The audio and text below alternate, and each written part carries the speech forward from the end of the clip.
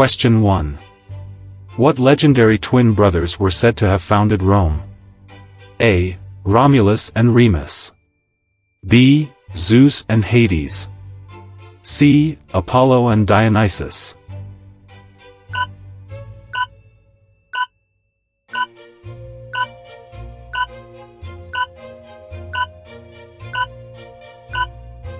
The legendary twin brothers who were said to have founded Rome are Romulus and Remus. According to Roman mythology, they were the twin sons of the god Mars and the priestess Rhea Silvia. As infants, they were abandoned by the Tiber River and were nursed by a she-wolf until they were found and raised by a shepherd. As they grew older, they decided to establish a city near the location where they were rescued. However, a disagreement led to a quarrel, and Romulus killed Remus, becoming the sole founder and ruler of Rome, which was named after him. This mythical tale is an essential part of Rome's foundation legend. Question 2. What form of government did Rome have in its early days, where aristocrats ruled? A. Democracy. B. Republic. C. Monarchy.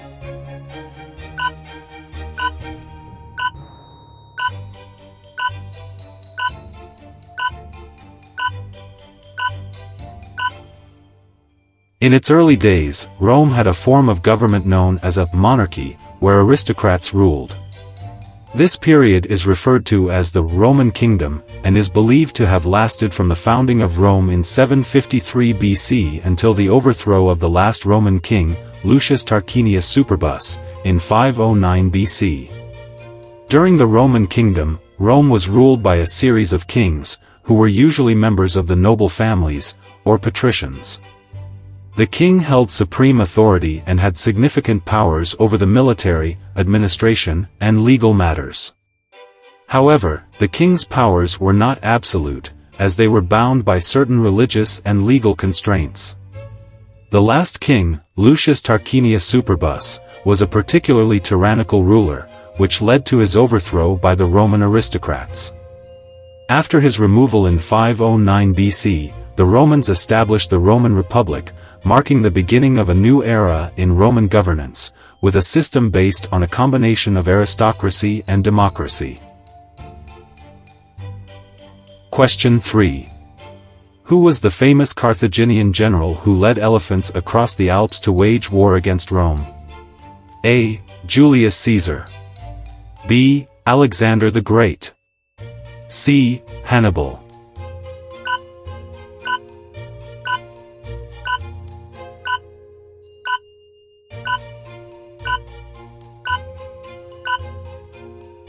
The famous Carthaginian general who led elephants across the Alps to wage war against Rome was Hannibal Barca. Hannibal was one of the greatest military strategists and commanders in ancient history, and he is best known for his daring military campaign during the Second Punic War, 218 to 201 BC, between Carthage and Rome. In 218 BC, Hannibal launched a surprise invasion of Italy by leading a Carthaginian army, including a contingent of war elephants, through the treacherous mountain passes of the Alps. The journey was incredibly challenging and resulted in significant losses, but Hannibal's bold move caught the Romans off guard and allowed him to bring the fight directly to their territory. Hannibal achieved several impressive victories against the Roman forces, most notably at the battles of Trebia, Lake Trasimene, and Cannae. Despite his tactical brilliance and successes in Italy, Hannibal could not decisively defeat Rome. Eventually, Roman forces under Scipio Africanus took the war to Carthaginian territory, leading to the final confrontation at the Battle of Zama in 202 BC, where Hannibal was defeated, marking the end of the Second Punic War.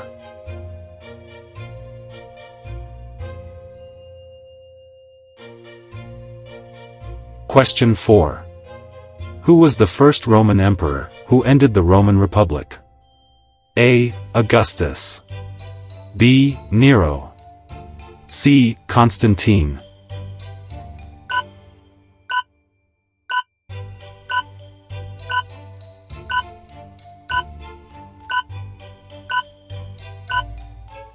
The first Roman emperor who ended the Roman Republic and ushered in the era of the Roman Empire was Gaius Octavius, known as Augustus.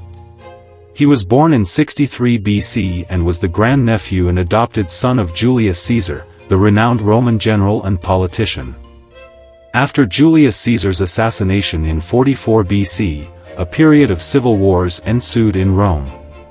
Octavius, along with Mark Antony and Marcus Lepidus, formed the Second Triumvirate in 43 BC to consolidate their power and seek revenge for Caesar's death.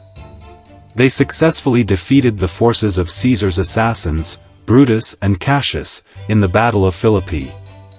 However, conflicts within the Second Triumvirate led to a power struggle, and eventually, Octavius emerged as the sole ruler of Rome. In 27 BC, he officially relinquished his extraordinary powers, and the Roman Senate granted him the title of Augustus, meaning exalted or majestic. Augustus cleverly presented himself as the first citizen of Rome, but in reality, he held supreme authority as the princeps, first citizen, and imperator, military commander. Augustus's reign marked the beginning of the Roman Empire, and he effectively ended the Roman Republic. His reign brought about a period of relative stability and prosperity known as the Pax Romana, Roman peace, which lasted for about 2 centuries. Augustus's rule set a precedent for subsequent Roman emperors, and he is considered one of the most influential figures in Roman history. Question 5. Which Roman emperor famously fiddled while Rome burned? A. Caligula. B. Hadrian. C. Nero.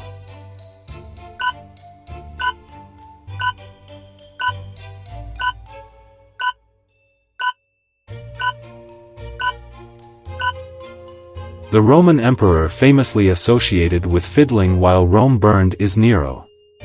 However, it's important to note that the historical accuracy of this particular event is debated, and the association between Nero and the fiddle is likely a later embellishment.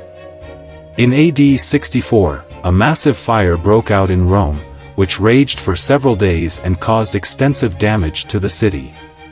There are accounts that suggest Nero was in Antium at the time of the fire and rushed back to Rome to organize relief efforts and provide aid to the victims.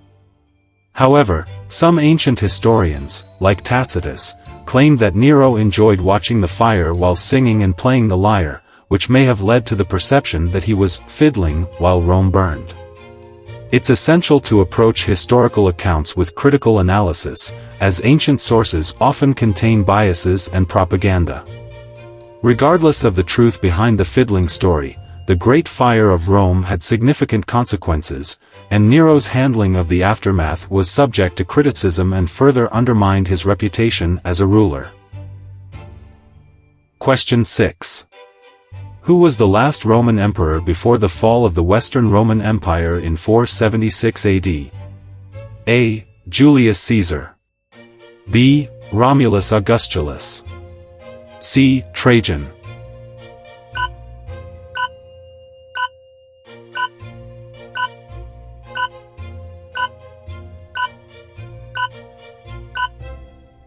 The last Roman emperor before the fall of the Western Roman Empire in 476 AD was Romulus Augustulus. He was a young boy who was proclaimed emperor in 475 AD at the age of around 16 or 17.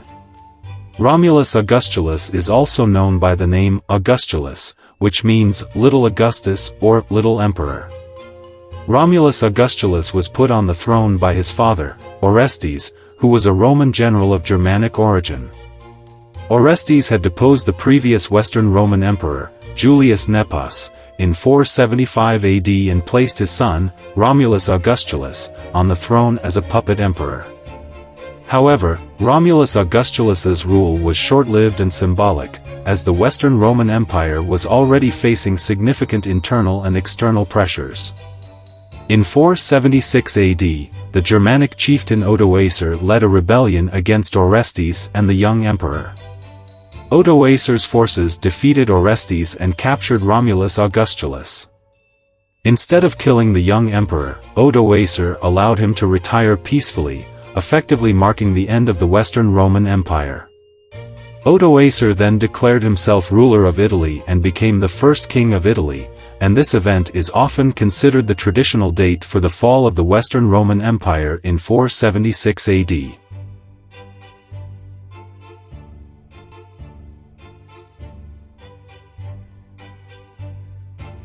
Question 7. Which Roman structure was known as the Flavian Amphitheatre and could hold up to 80,000 spectators? A. The Colosseum. B. The Pantheon.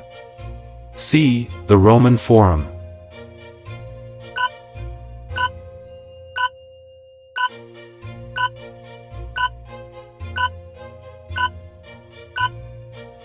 The Roman structure that was known as the Flavian Amphitheatre and could hold up to 80,000 spectators is the Colosseum. The Colosseum, also known as the Flavian Amphitheatre, is an ancient amphitheatre located in the center of Rome, Italy. It was commissioned by Emperor Vespasian of the Flavian dynasty and was completed by his son Titus in AD 80. The Colosseum was primarily used for hosting various public spectacles and events, such as gladiator contests, animal hunts, mock sea battles, and executions. It is an iconic symbol of ancient Roman engineering and architecture and remains one of the most well-preserved and impressive ancient structures in the world. The Colosseum's innovative design allowed for efficient crowd control and facilitated the swift entrance and exit of tens of thousands of spectators. Today, the Colosseum stands as a UNESCO World Heritage Site and is one of the most popular tourist attractions in Rome, drawing millions of visitors each year to admire its historical significance and grandeur. Question 8. What engineering marvel allowed Rome to bring clean water from distant sources into the city? A. The aqueducts. B. The sewage system. C. The Colosseum.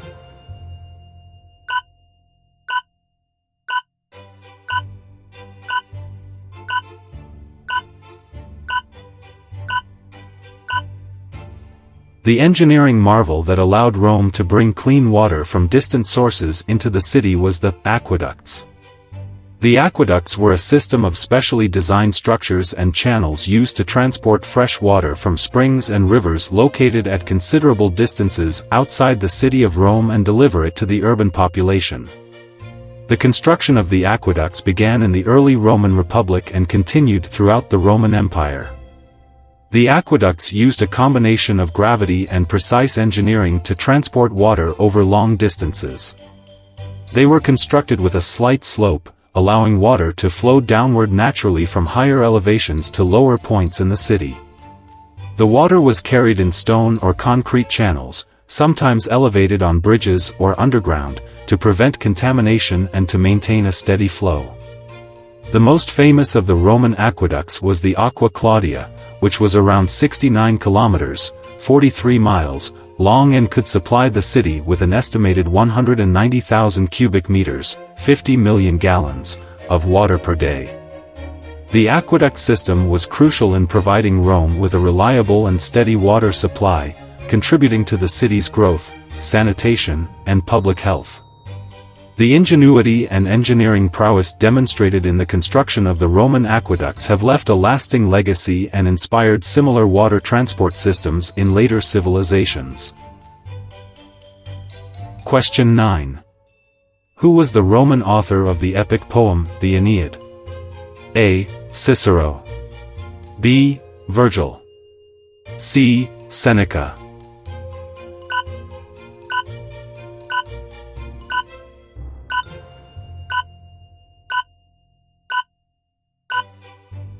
The Roman author of the epic poem, the Aeneid, was Publius Virgilius Maro, commonly known as Virgil.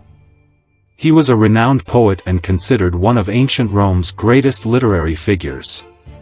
Virgil lived from 70 BCE to 19 BCE and was born in a small village near Mantua in northern Italy. He was educated in Rome and later became a prominent poet in the court of Emperor Augustus. The Aeneid is Virgil's most famous work, and it is considered one of the most significant literary masterpieces in Latin literature. The epic poem tells the legendary story of Aeneas, a Trojan hero, and his journey from the ruins of Troy to Italy, where he becomes the forefather of the Roman people. Virgil spent the last 10 years of his life working on the Aeneid, but unfortunately, he died before completing the poem. At his request, the unfinished work was published posthumously. Despite its incomplete state, the Aeneid had a profound influence on Roman literature and became an essential part of Roman identity and mythology.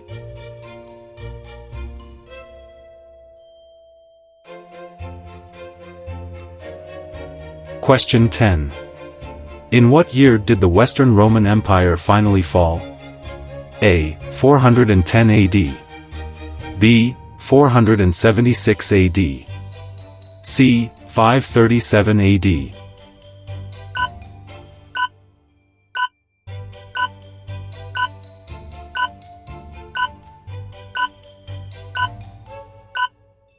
The fall of the Western Roman Empire marked the end of ancient Roman rule in the western part of the Roman Empire. The event is traditionally dated to September 4, 476 AD, when the last Roman emperor of the West, Romulus Augustulus, was deposed by the Germanic chieftain Odoacer. With the deposition of Romulus Augustulus, the title of Roman emperor in the West ceased to exist. Odoacer, after deposing Romulus Augustulus, declared himself ruler of Italy and effectively became the de facto leader of the Western Roman territories. This event is commonly considered as the symbolic endpoint of the Western Roman Empire, though the decline and weakening of Roman authority had been a gradual process over several centuries. It's important to note that the Eastern Roman Empire, also known as the Byzantine Empire, continued to exist for nearly another 1,000 years until the fall of Constantinople in 1453 AD. Question 11. What was the name of the fierce nomadic tribe that sacked Rome in 410 AD? A. Huns. B. Visigoths. C. Vandals.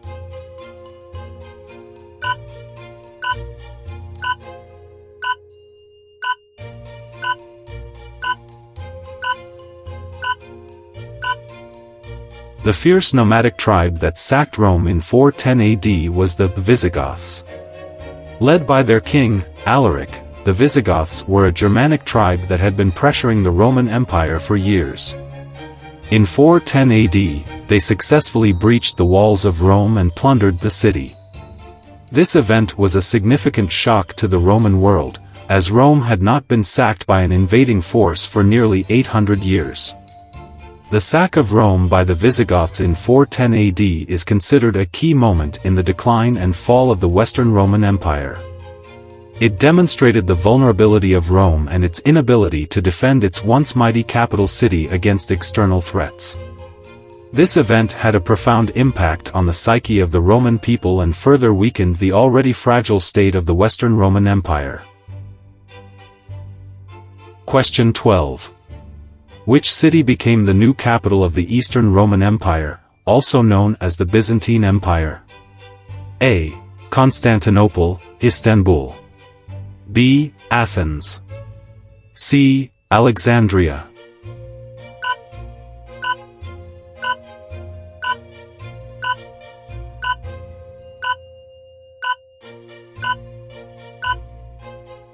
The city that became the new capital of the Eastern Roman Empire, also known as the Byzantine Empire, was Constantinople, which is now modern-day Istanbul in Turkey. In AD 330, the Roman Emperor Constantine the Great officially established Constantinople as the new capital of the Roman Empire. He chose the site strategically for its favorable geographic location, situated at the crossroads of Europe and Asia, and its defensible position on a peninsula surrounded by water on three sides.